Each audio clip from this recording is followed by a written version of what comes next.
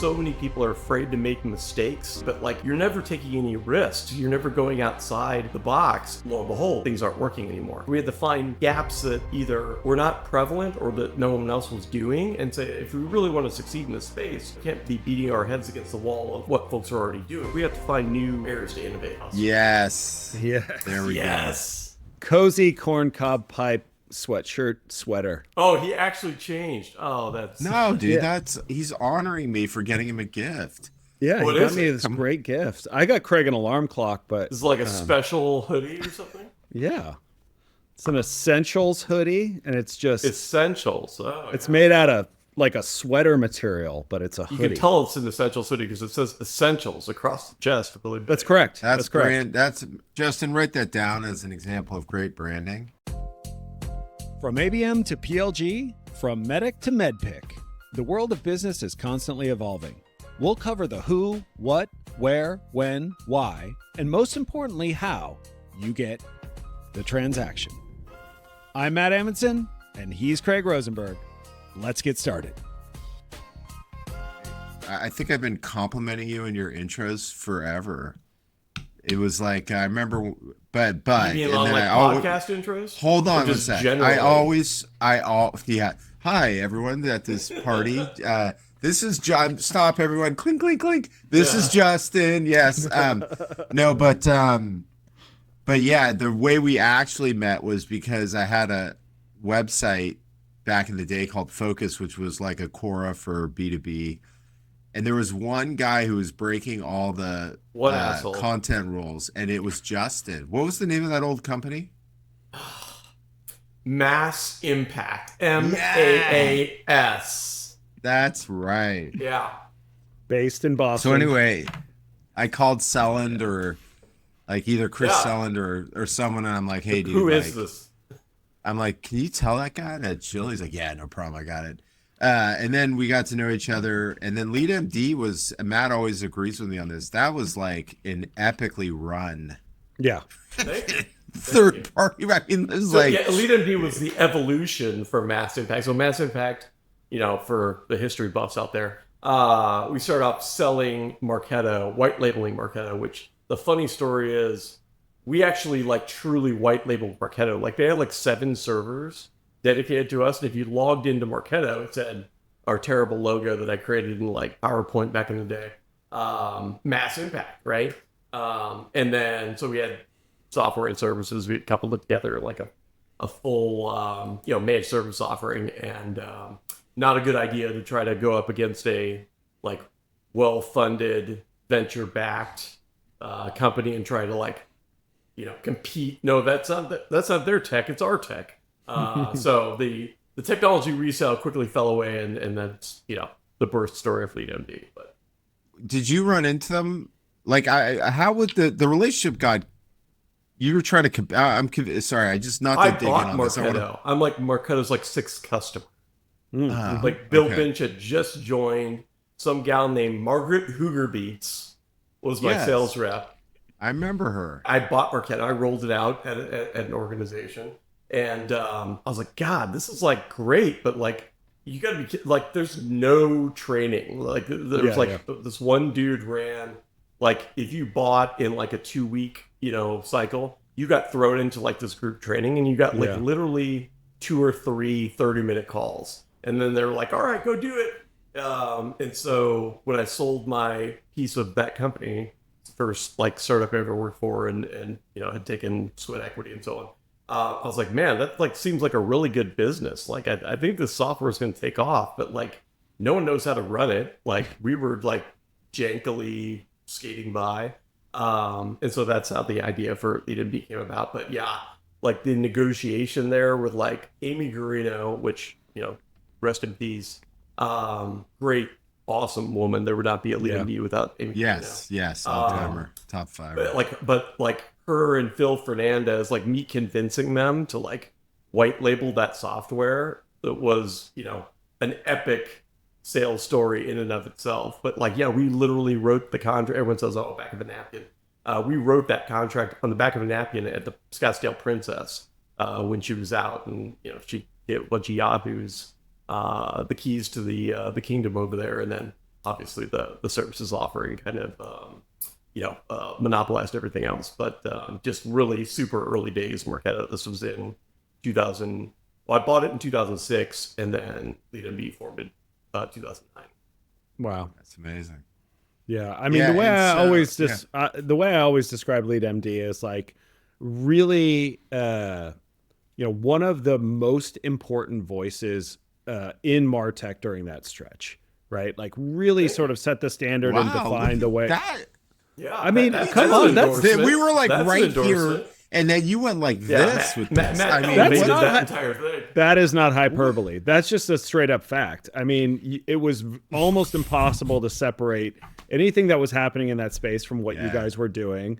And so here's the funny thing, Matt. Not to interrupt all your praise, but please. Like I'm literally having a conversation like 3 weeks ago, and like a founder, very young founder, is arguing with me on what RevOps is. And I'm like, I'm not going to pull that out, like, but I agree. Like, we were very active in defining what is now marketing ops and not RevOps. So, like, very gracefully, like, okay, like, let's level set here and so on. But it's just so funny because you get, I mean, this kid's 28. He has no context or idea of where the space came from. But it was definitely the Wild West. Yeah, yeah. But it's not an accident that a lot of some of the most successful people coming from Marketo actually went out and built companies that were very similar to yours, right? They saw the value, they understood not just what you guys were bringing to the market in terms of thought leadership, but actually the value that your customers were getting. And so there's been a lot of businesses that have started that very, very similar. And have been very successful, and I think that's because for many of us, and I'm not one of those people, but for many of us on the inside of Marketo, we watched the work that you guys did specifically with customers, and we're always blown away. And we used to talk about you guys internally. It's like, hey, we got to get them connected with Justin. We got to get them connected with Josh. Like this is how we get our customers to be super successful and grow their usage of the product. So. That's awesome because I mean, like when we think about customers, like you guys were our primary customer, you know what I mean, and so like that kind of one-to-many sale, which we can get in. I won't completely plug the book the entire time I'm on here, but that is the fundamental of what we put together in terms of that give to get mentality and just hey, how do I provide hyper value to you so that we build trust and obviously you introduced me to what is ultimately my end user and so on. But I will say, when we sold, we had an NPS, and this is like a true NPS of 87. It's probably like the metric that I'm most proud of for a services business. I mean, it blows me away, and that's just totally indicative of the people that we had working there, quite frankly. Yeah, yeah. Gee, this is the longest intro we've ever done. It's unbelievable. We may not even get to a podcast today. Yeah, well actually, it's a Friday show.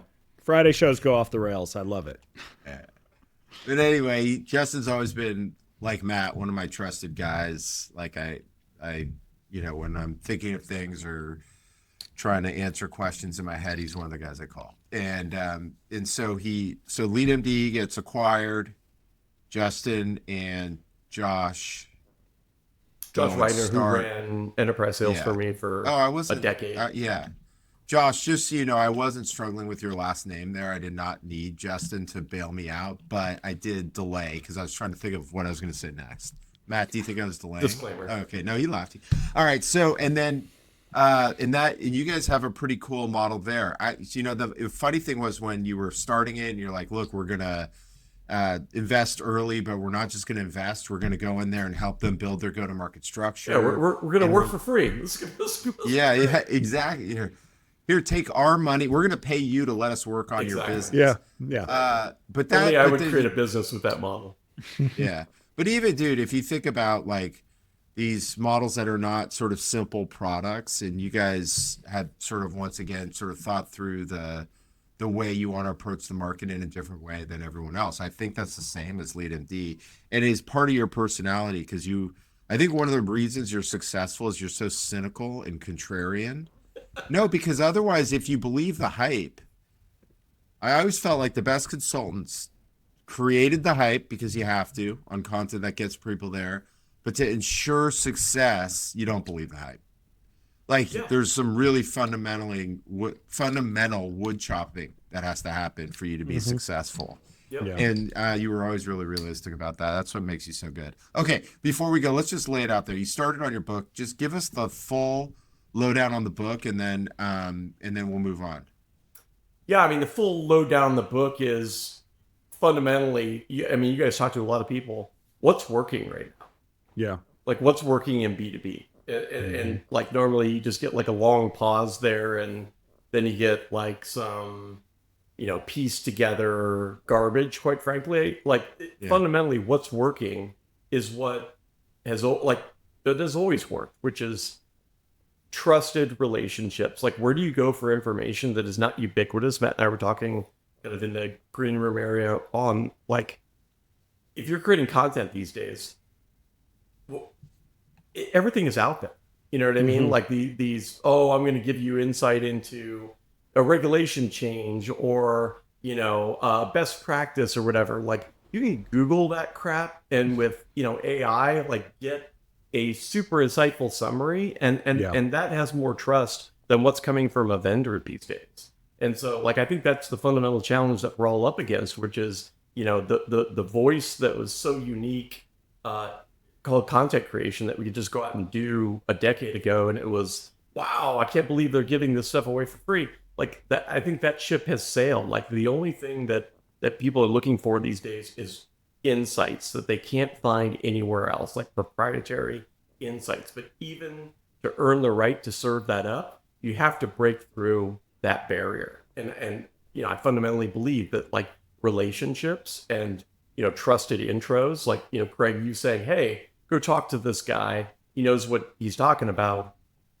You can't do that with a paid marketing campaign. You can't do that with vomiting and interrupting people and trying to say, look at me. The only way to gain that access is to earn that access through trust and leverage that relationship as a door opener. And then, to your point earlier, like, you have to pay that off with hyper value.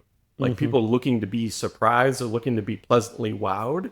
And you have to be able to fulfill on that. But in order to gain that access, relationships is the door opener. I think that's why you see so much just gravity towards partnership and partner ecosystems and so on. But par for the course, like, we're screwing it up again. Like, we're distilling everything down into what can be playbooked, or like, what is the motion that I go through, and how soon am I going to see ROI on this and so on. Like, to truly, like, embrace a partnership mentality, which I would sum up as give to get, meaning I'm going to give you value until you're just so, you recognize that value is always going to be there. You trust it, and you're willing to open up your Rolodex, your trusted relationships to me.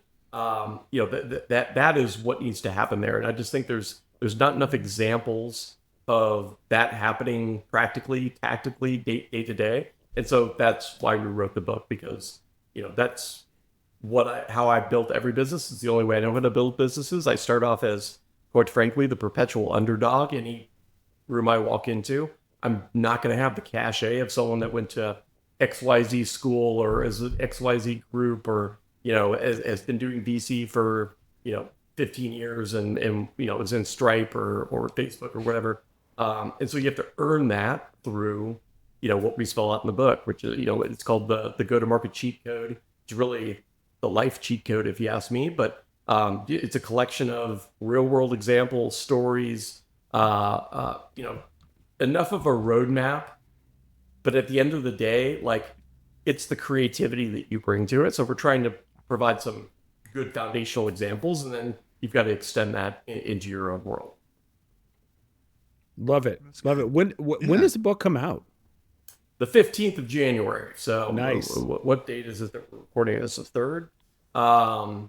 So yeah, 15th it actually hits the streets, but you can pre-order it now. Search the go-to-market cheat code on Amazon. Go to our website, inrevenue.com or .capital. They both work. And go under insights, click on, I think it says book, the go-to-market cheat code.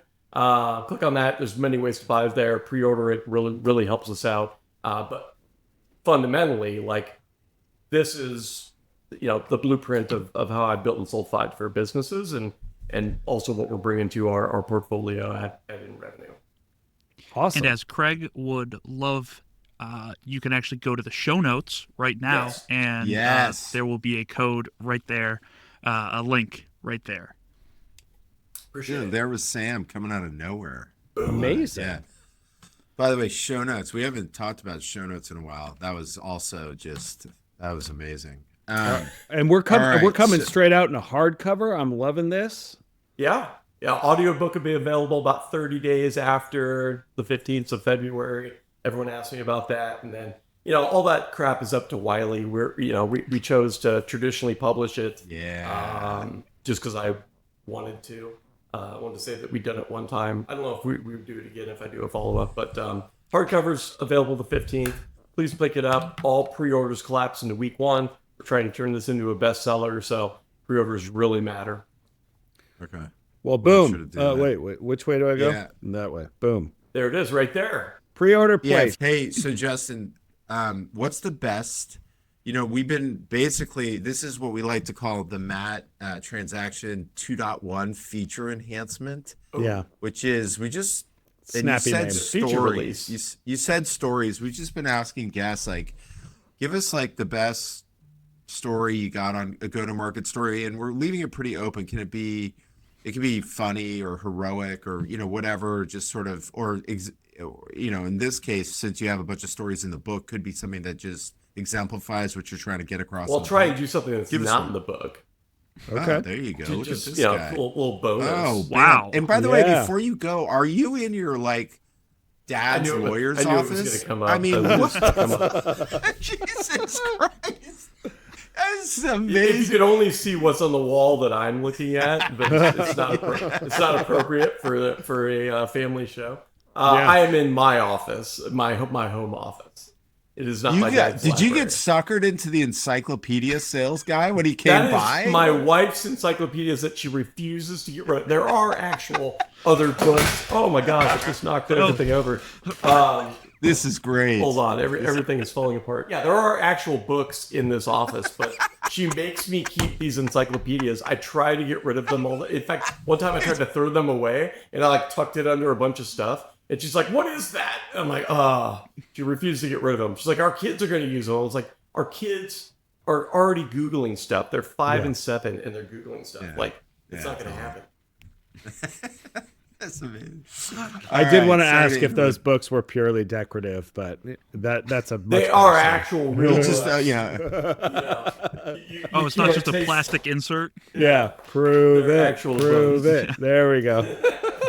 Yeah, I've got a lot of interesting crap in my office, but I try to keep the benign stuff in the background for podcasts. Love it. All right, so give us one. Give us a great story. Just a great story. Well, it's a go-to-market story. Go-to-market although story. Okay. We did have Brent Adamson on. He talked about maggots on a plane incident that he had, which was epic. Yeah. So if you want one of those, you can. It's going to be tough to top the maggots on the plane. Justin was such a road dog back in the day. I don't know if he still I is. call him all the time. He's like, "Craig, I'm taking off right now." Yeah, of course. Yeah. Dude, I swear to God, I was on 1 year I flew, I think 100 flights, right? And that's probably nothing compared to Justin. And I swear to God, 70% of the flights I saw Justin on there. Jesus Christ. All right, go to market story. Well, okay, here's one. So you guys, we've already talked about LeadMD, primarily what probably most of this audience knows me for, but I've also done other businesses. And so here's an interesting one. So I won't go into all of the backstory on how I got involved with this company, but in 2005, 2006, right? This is also when I first bought Marketo. Startups were not as glamorous as they are today, right? We used to call these unemployed people. And so I had a traditional job. I went to school for marketing. I was working my way up the corporate ladder within marketing. I think I was a marketing director at this point. And through a series of totally random crazy events, which is a whole other story, which I actually do think I detail in the book. I got introduced to this company, and they were a payment technology company. And so I spent 6 months meeting with, the other 6 people that worked there at the time, CEO, CTO, they're showing me P&Ls that, hey, we're going to be around the next day. We've actually got something here. But they were very small. Like, revenue was under $1 million in ARR. And so ultimately I make the leap to join this company. I came on as their first VP. I got the title, VP of marketing, eventually got VP of sales and marketing, ran all of go-to-market. But I come to find out, yes, they do have technology. Yes, they are, processing payments and so on. But predominantly their primary industry is the arm vertical, the collection industry. What most of us would probably think of as the armpit of business. Really interesting vertical, great people, but not, I guess I missed that show note when I was meeting with them. And so, okay, great. Now I've got to market and sell to, this interesting vertical. The thing that's great about the vertical, especially if you're a payment company, like all they do is take payments. Like most people provide a service or a product or whatever and have to take a payment. Like these people are professional payment takers. And so there's a lot of payment volume in there, which is great for a payment startup. And so anyway, like things were going well, and I'm kind of like trying to do the standard things that you're supposed to do as a marketing leader and so on. But then I really started to kind of become aware of like who these people really were and so on. And to Matt's point about traveling, like shows to them were like a vacation, and they love Florida, they love Vegas, they love SoCal, right? Like they're going to a place because they're in like Minnesota in a call center for the majority of their time, right? And so this is their blowout. They're looking to have fun. And so, I say like, screw it. I'm not doing, because I was doing like webinars and email blasts and crap like that. And I was like, listen, we got to like stand out. These guys are here to have fun. So I ran at the same time. The company was actually called EPP when I started, Electronic Payment Providers. And we got cease and desist from Western Union, who had a product called like EPP. It did not stand for the same thing, and so we're like, crap, we got to like rebrand the company. We got the biggest show coming up. And so I've got to do all this stuff. Like there was no agency. Right. Like I designed everything. I redid the website. I think some of the pages were stolen from Salesforce. I downloaded their code because I liked their payment page and like hacked it together and so on. Like did a rebrand for, $10,000 or something like that. Nice. And I'm like, how do we get this brand out there? I also got the show coming up.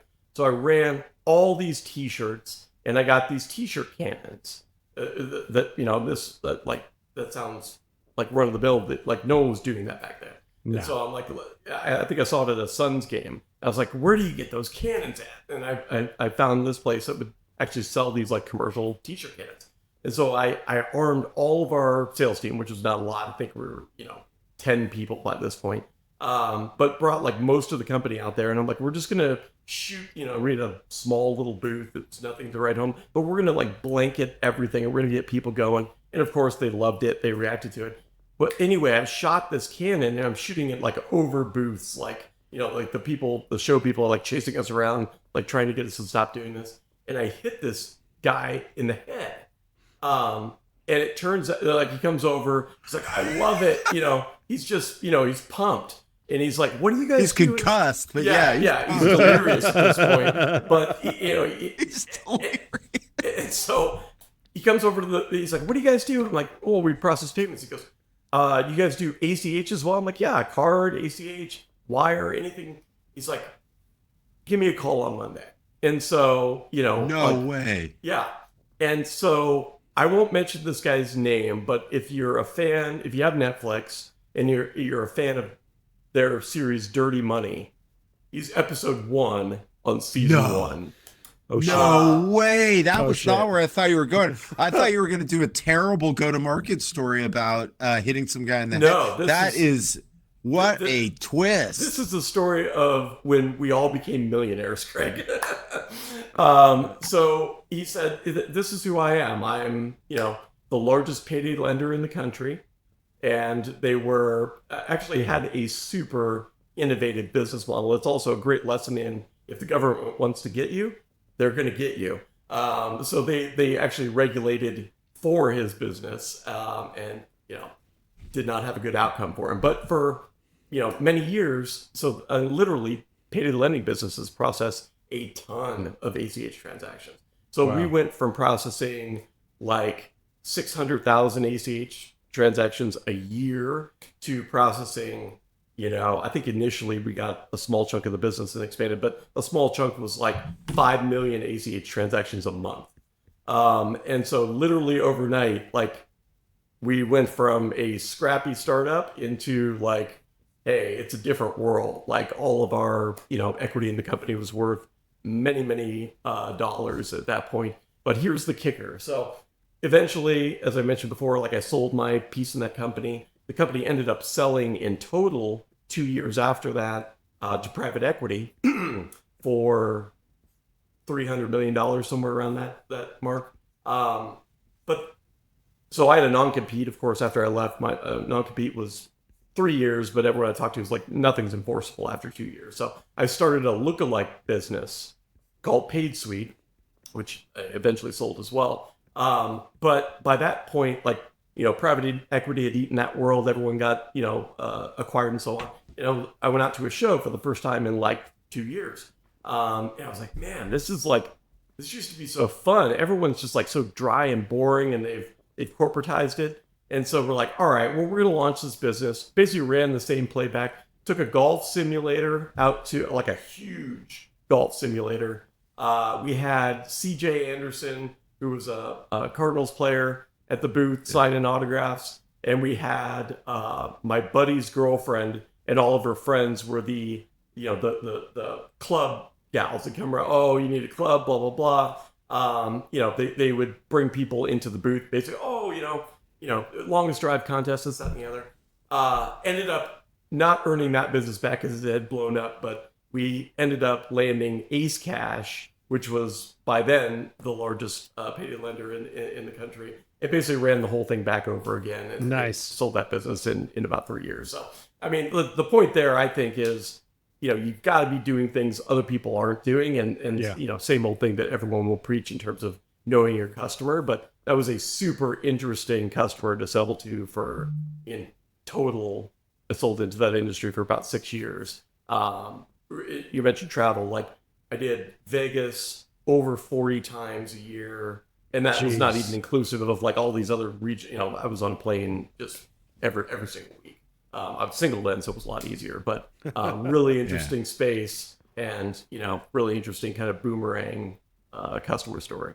Nice, excellent. That was a good one. Yeah, jeez. There was twists, turns. It was sort of an it was an epic tale. It went for a while. I love it. Cool. All right. So, and you sort of started down this lane actually when you're talking about the book, but I don't know if this would be your answer about the sort of core relationship build. No, Maybe you want to give this as your answer. No, actually, no. Honestly, I was just making sure that people didn't think I was an idiot and asking you a question that you had already sort of started down the lane. Got it. Now, I do think that'll be tough to rebrand against me being considered an idiot, but no, the question that guides the show is this, which is, what's something or things that the market's doing today, could be approach, methodology, process, tactics, whatever, and they're actually wrong and they should be thinking about it different. And what's cool about asking that question now is that we're in a new year. I mean, like this is like we're sort of allegedly supposed to be in a fresh start. So I'm looking forward to your answer there, and then we'll just pivot off what you said. We'll go from there. Yeah.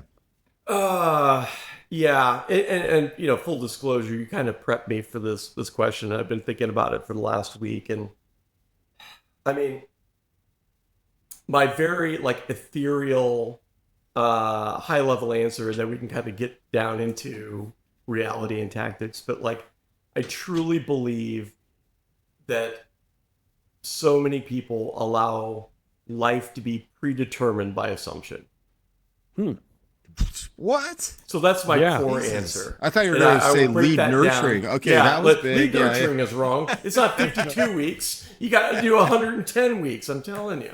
No, I'll make dig in this on that. real. I promise. Yeah. But so here's one example, right? Like, so, I've even posted and called the book that we're putting out, the go-to-market cheat code, like a playbook. It's a complete misnomer, however, but like people want playbooks. They want, like, tell me that, again, what's working. They want the steps. They want, and we've seen this with inbound and outbound. And I forget, John Miller has a term for this. It is a great term. Sam, you need to put this in the show notes. But essentially, like, it's one person does something hyper creative and totally out of the box. Like, again, I mentioned earlier, like, people want pleasant surprise. They want to be wowed. They want to be overwhelmed in a great way, right? And one person does that, and then everyone dogpiles on it and turns it into a big, huge pile of shit, right? Sure. And that's why it's so difficult to innovate in a space, because, like, everything's so visible these days. The next person steals it immediately. Like, the post John put this up on was like, that, comment below with transaction to get, XYZ piece of content or framework or toolkit or whatever. And now you see everyone, now you see everyone comment below cheat code, and I'll give you, you know what I mean? Like, it worked one time. It was innovative. It was surprising. People felt like they were getting this special thing. And now everyone's doing it, and it's totally run of the mill. The problem is those cycles have started moving so quickly these days. Like, we mentioned Marketo before, so I'll try and keep things in a vein. Like, Marketo put out their best practices, right, in terms of John's definitive guides. And then, they actually had like a 2 or 3 year run where it was like, holy crap, like, I can't wait for the next definitive guide to come out. Yeah. And they were running, like, how Marketo ran Marketo was like the thing. But then everyone started doing it. And now you look at even people's websites today, and they're still doing the ultra guide to X, what, fill in the blank. And that's why everything has just become so blasé, is you're looking for that thing that everyone else is doing, and then you're just repeating it. And that's why I say the book is more of a collection of what I would call like inspirational examples, but like you have to go take that and, think for yourself and know your buyer and innovate, or it's just going to fall flat. And so many people are afraid to make mistakes that they're always looking for what is everyone else doing. And that's why, marketing is, the pendulum has swung so far over into this data-driven BS. But yes, you want to measure stuff that you're doing, but like, you're never taking any risks. You're never going outside the box. And therefore, lo and behold, things aren't working anymore. So, and I've got 1,000 different thoughts that have come up around this, but like, for me, it all starts with that assumption, like assuming, so-and-so's going to react like this, or I can't do this because of XYZ, or I need to figure out what Snowflake or Gong is doing because they're crushing it right now, and I need to follow that playbook. It's the kiss of death. It's the kiss of death? It's the kiss of death. God, you mean if you... What movie is that? I don't even know what movie that is. Who was in it? Sam's got, Nick Cage, but wait, it's a Nick Cage movie and I missed. Jesus. Yeah. Wow. Yeah. I'm gonna face off. Oh, check it out. Face off. Yeah. I'm gonna take his face off. Such an absurd storyline. Okay, I like that, but there's something interesting as you were talking that I wonder if is the real baseline, which is that I would argue everyone on this call is like this. So I'll say that the headliner is innovators look for ideas. And I found that at Topo, which was like, we would we're trained to identify the pain, but actually what people bought were the ideas. Mm-hmm. And but what you're saying is there's a second layer to it, and I'll get there in a sec. I just want to be long-winded. It's pretty cool. Yeah, it's my New Year's resolution. Be more long-winded. Say more. Oh God.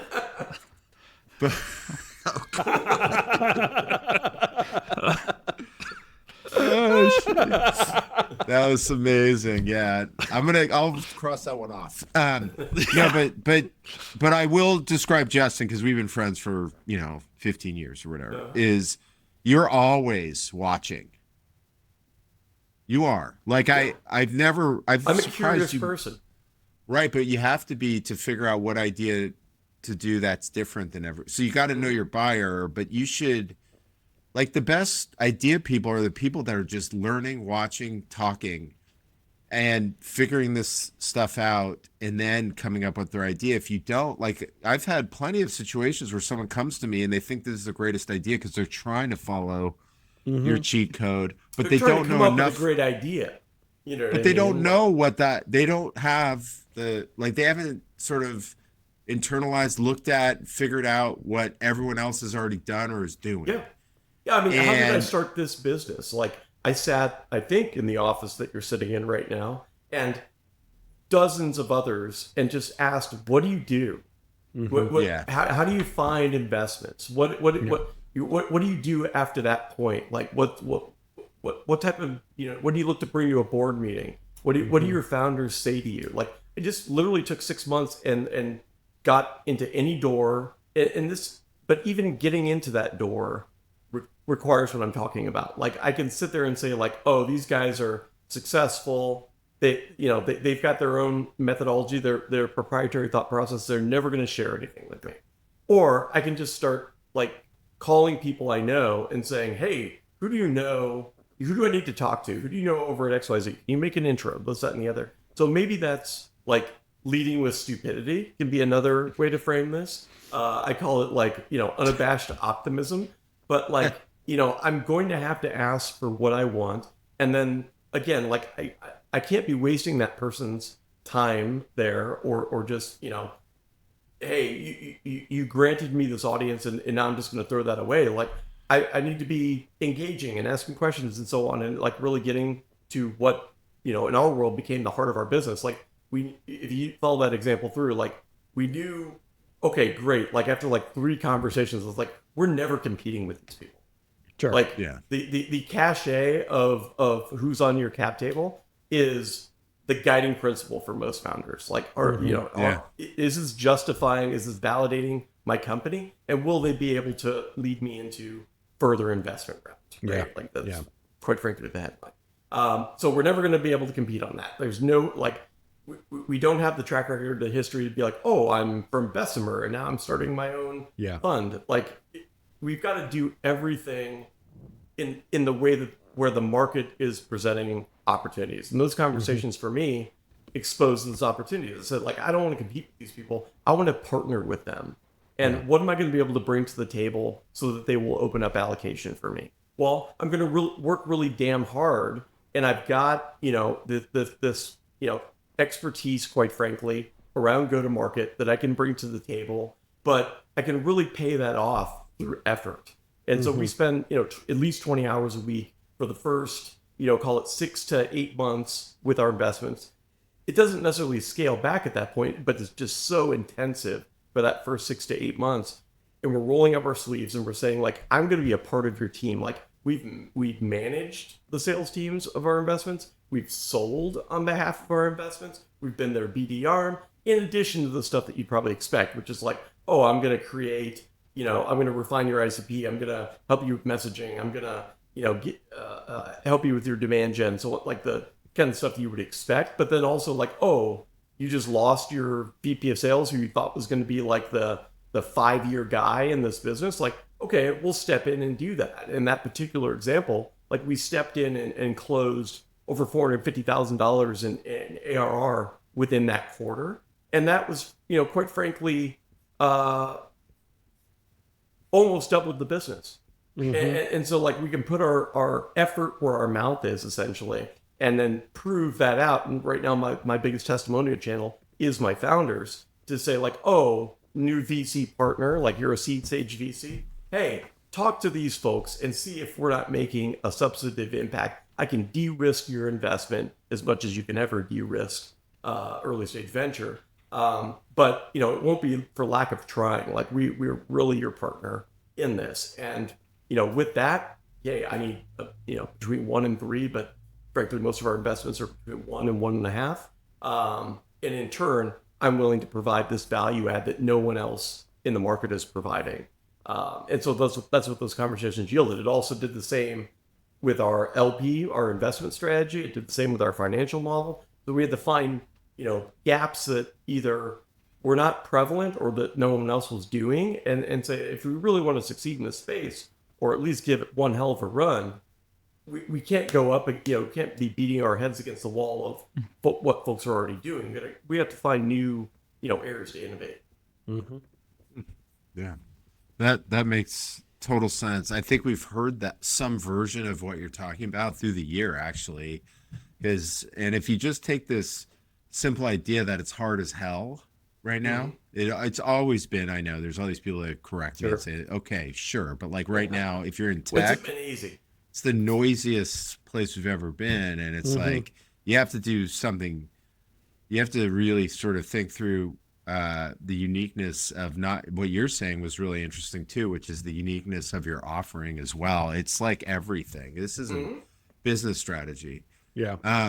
It is all the things all the time, right? You know what I mean? Like, and that's what I look for in founders. Like, do you grasp that fundamental concept? Because quite frankly, in my opinion, seed stage investing is still jockey investing. There's so much that precipitates from the founder and just their mentality and their approach, and then certainly their ability to put pen to paper and operate. But like that fundamental, methodology, like or mentality, translates into everything. Like, I don't want the founder that's like, oh, I'm going to bring on a fractional, marketing resource. Like, dude, what about your business is fractional? Like nothing. Like, you wake up thinking about this, you go to bed thinking about it. Like, I want the person that's like, oh, I'm going to indoctrinate someone to step into my business, probably for much less money that they're making right now, and a future promise that's worth nothing, but the paper it's written on.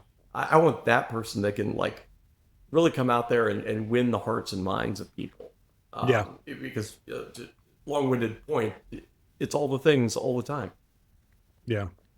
How much? So it's interesting. I felt like there was a time period where one of the most important things towards making an investment was the belief in the CEO, not just in the product or not in the space, but like, sometimes you'd hear people say like, look, I met this guy, whether it was Nick Mehta or whether it was Phil Fernandez or, whether it was Mark Benioff. And I just knew this guy was going to get it done, or this gal was going to get it done.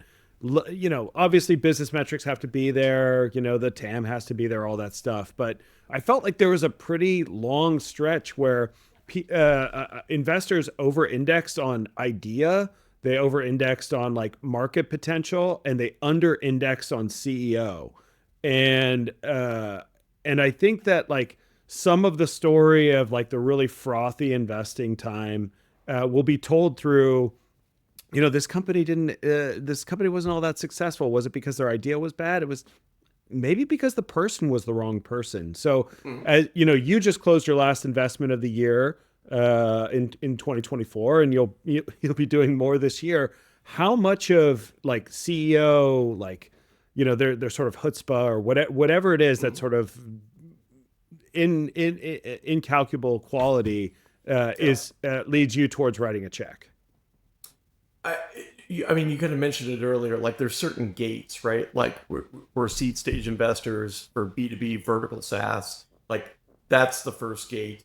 Revenue is the second gate, right? Like we don't invest in anything below 500K in ARR. We don't really invest in anything above 1.5 million in ARR. So already these lenses are getting pretty tight.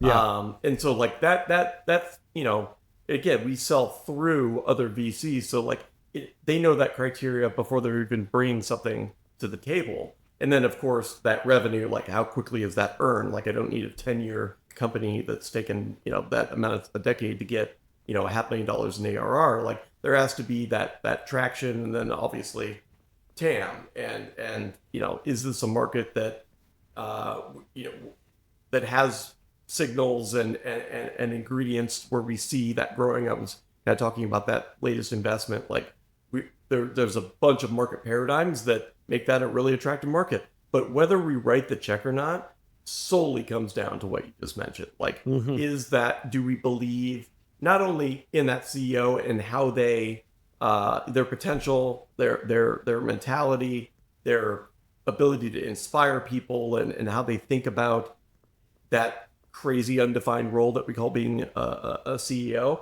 but also, do they want our help truly? Like that's the final big piece of fit, where it's like, hey, you need to go talk to these people about how we operate, because again, like a ton of VCs advertise value add, right? In fact, I don't know if there's a VC website that doesn't. Maybe Founders Fund, right, which is like, hey, I'm betting on people only and hands off, and that's their unique methodology. Most people have some sort of a value add, and so like even that phrase has gotten highly diluted in terms of what that means. And so we spend a lot of time, educating and exposing. This is what that looks like for us, right? In fact, if we are hands off in investment and we're seeing you once a quarter for a board meeting, like that's a failure of an investment for our model, because we need to be able to say like, oh, we, provided, mission critical value at a time where you needed it there. And so, founder and who they are, their just day-to-day approach, and then fit for our model is the ultimate criteria for stroking a check. Yeah, nice. Did you just say stroking a check? Yeah, I did. Wow, Jesus Christ! It's a new year. They don't say that anymore. No, I'm realizing how old I'm don't getting think these days, because I still talk like it's like the late 90s, early 2000s. I love it.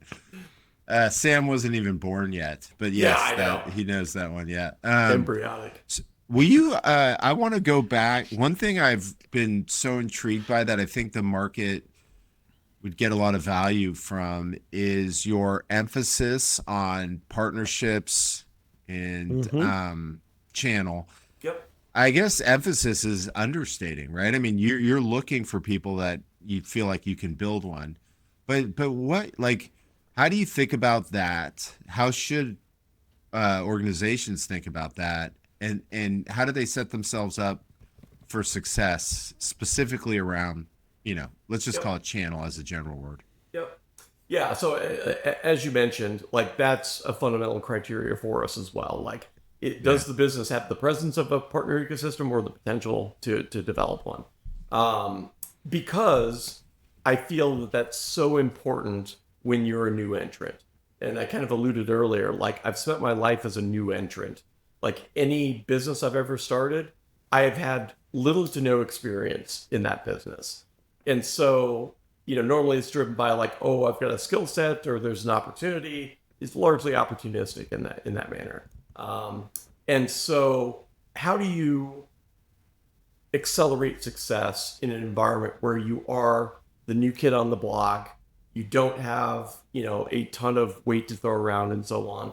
And that's why I think, even if you are seeing great customer traction, right? Like you can amplify that through access, and you can amplify that access through true, what I call hyper value. Like, are we able to, I'll give you an example. So we've got a software company in the portfolio that is in healthcare, and they deal with healthcare compensation.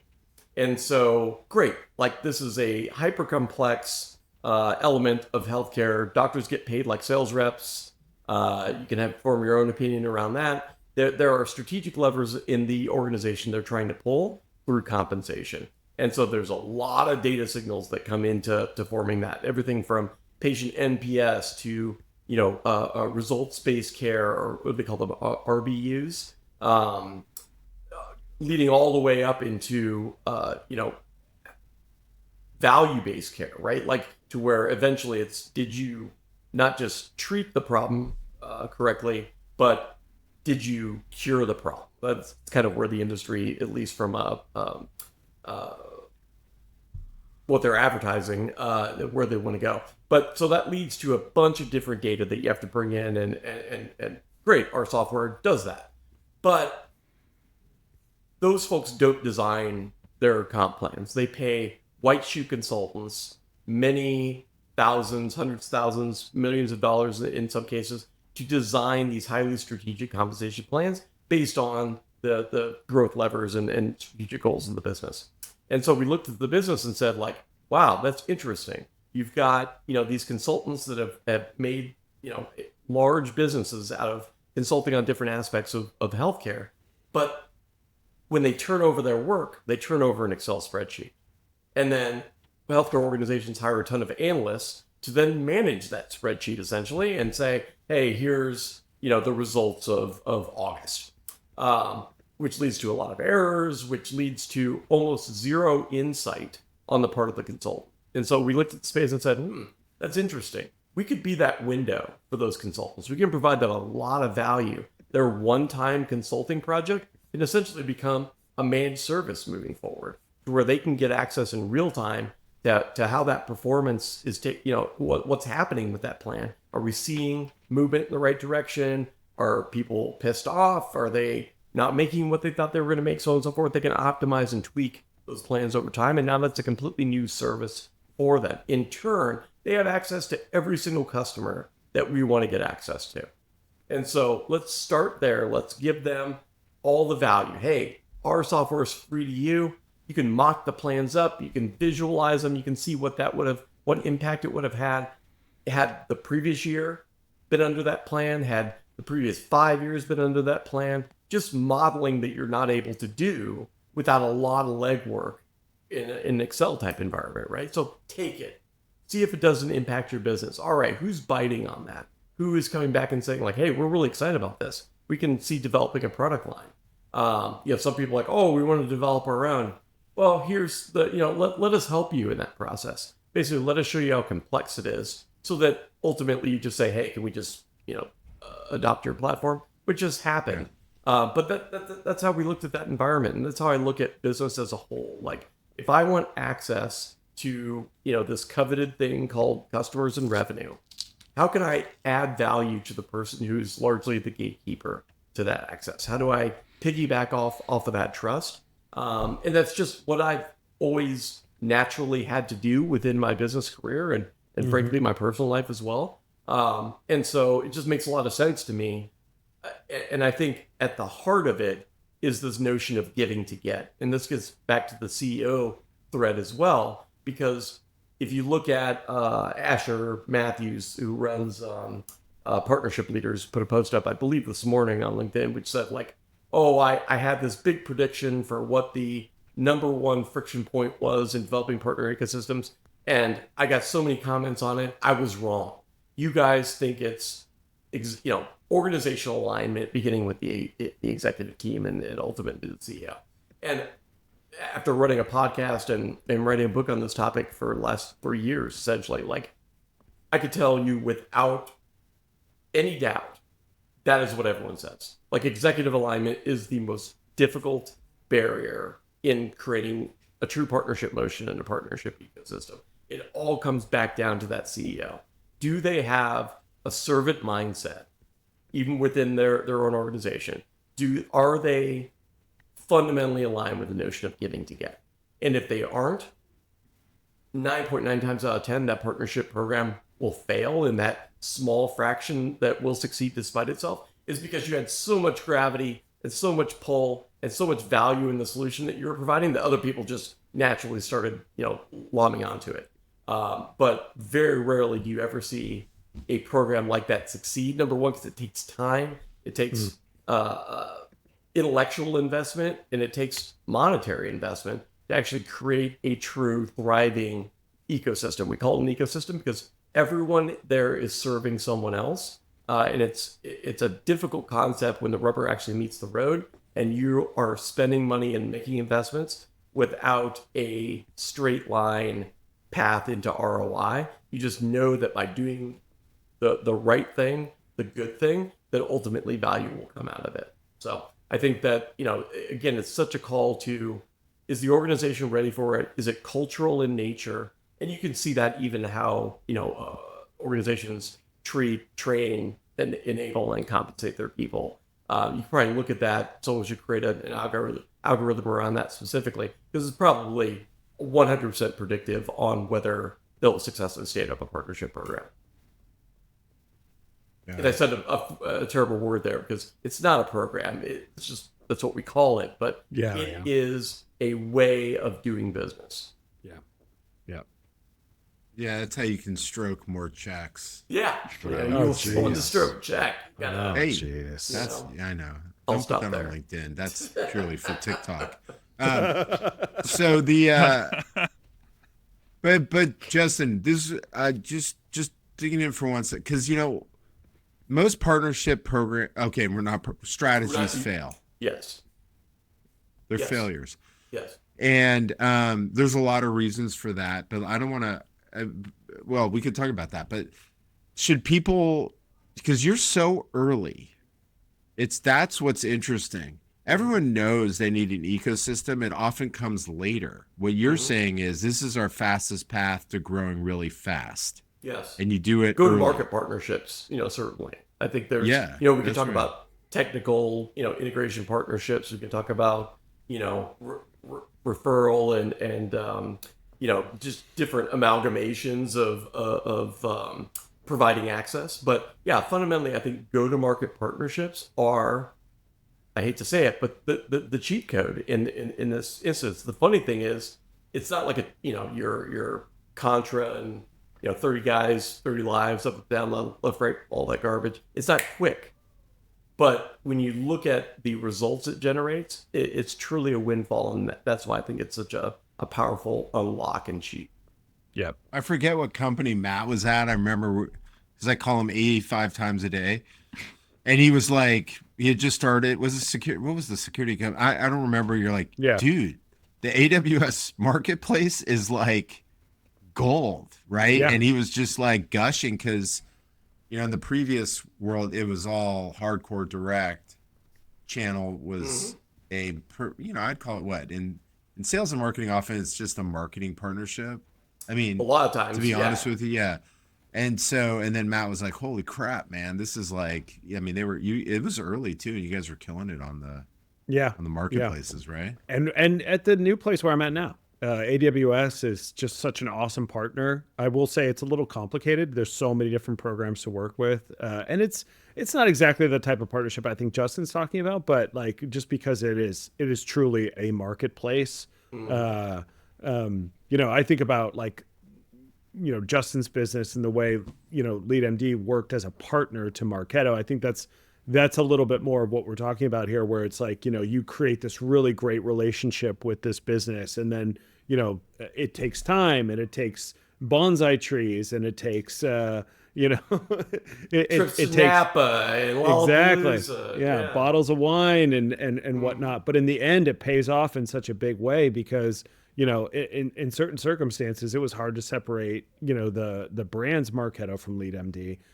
Just because they became so intertwined. And so I do think, and this is something, sorry to interrupt you again. Like, go ahead. I do think just on that topic, on the topic of time, right? Because that's the Achilles heel in how everyone describes partner. But it is fairly easy, and the timeline is fairly short to win the heart and mind of one person. And quite frankly, that's what can really validate, do I have something here, right? So like, then this is what we encourage a lot of our founders to do, which is like, okay, let's do the work at a time. Let's go through the ideal partner profile, fed by the ICP. Let's do all that work to figure out directionally where we think we want to point.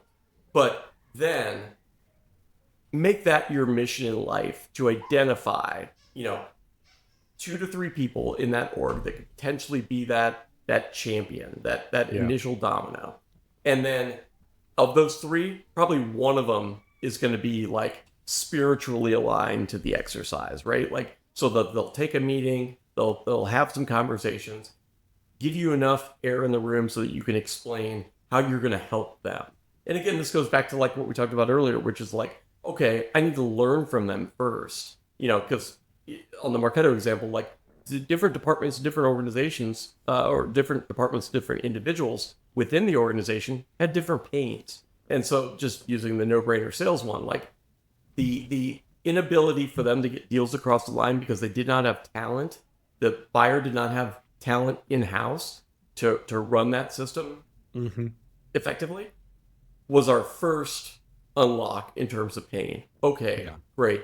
I'm going to design a program that specifically, everyone thinks they're going to hire this great resource. So it's like not an annual retainer. It's like, hey, here's your 3-month augmentation, and we'll help you hire that person as well. Like, that's a purpose designed solution out of this pain that this one champion sales rep said to us, and then it worked. And people were like, great, that's exactly what I need. I just need to make sure when this person, this magical unicorn of an employee that we're going to hire steps into their seat, everything's going to be like, the table's going to be set, everything's ready to go, and they can just apply their horsepower. Awesome. I think that's probably way too optimistic, and you're never going to find that person, but I will give you what you want. And now these deals are getting closed, right? Their win rates are higher, their ACVs are higher. And now they're out there in their president's club saying, hey, what was your secret these last 4 quarters to just blowing everything out of the water?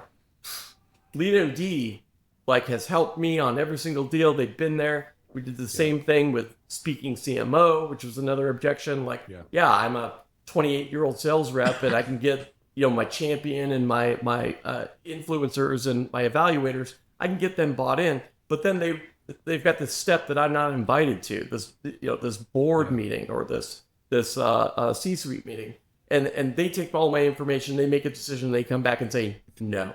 How do I get them to say yes? Well, okay, we've got it at that point enough profile that we can get invited into that room, because we're going to provide you again, white shoe caliber business models and ROI projections, and we can augment all that crap just so you can get that, you can raise your win rate for this, back of the house conversation that you're normally not invited to. Long-winded, another example of that, right? And we had 15, 20 of these types of objections just by listening to people. And again, a lot of people's were different. I'm hearing it from 50% of that department. All right, let's design stuff around that. Maybe it's a product, maybe it's just a message, right? But hey, we can help you solve for that. So I think it's people under-index on how relatively easy it is to win the heart and mind of one individual. And if you overperform, and if you really take to heart what they're telling you, and you're able to show those results, they will catalyze that within that organization. And now you've proven that this give to get has legs to it, and then you can go back and make larger investments. Dang. There we go. I feel like every time I stop talking, it's just well, it's exhausting. When does he stop talking? Okay, the show's still going. Back. Okay, so I didn't realize. Anyway, that actually, look, we're listening. It's pretty intense. So I just don't. You probably sense it in my voice. I don't know why more people are not able to do this, quite frankly. Because it seems like a do or die thing to me. I guess because it's always been a do or die thing.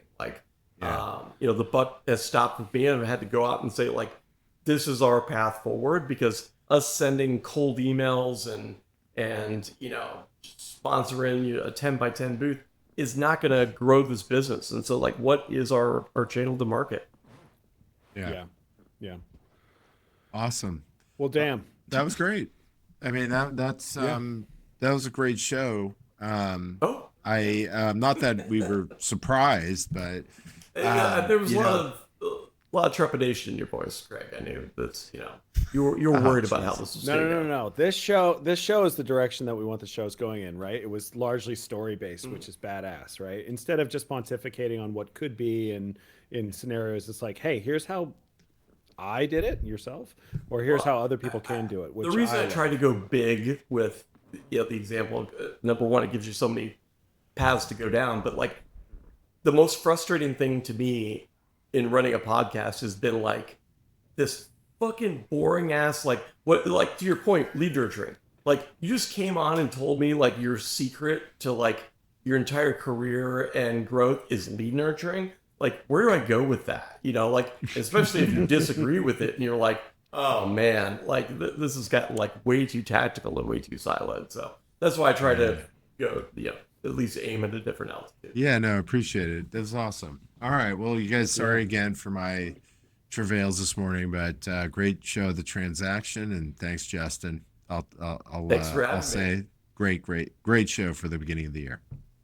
Yeah, go out, go buy the go-to-market cheat code. Oh, jeez. Sam and I did live on the podcast. Craig is yet to buy it. Craig is got the receipt. Craig. I was looking at my crypto account, but yeah, no, it's all good.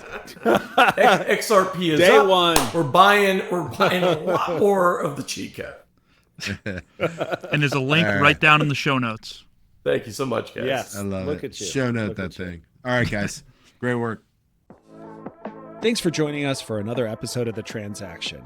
Craig and I really appreciate the fact that you've listened all the way to the end. What are you actually doing here? For show notes and other episodes, please visit us at thetransactionpod.com. Like and subscribe on Spotify, Apple Podcasts, or any other place you get your podcast from. Either you have walked away from your podcast device, or this is playing somewhere in the background. Someone in your house would really like for you to shut this off now.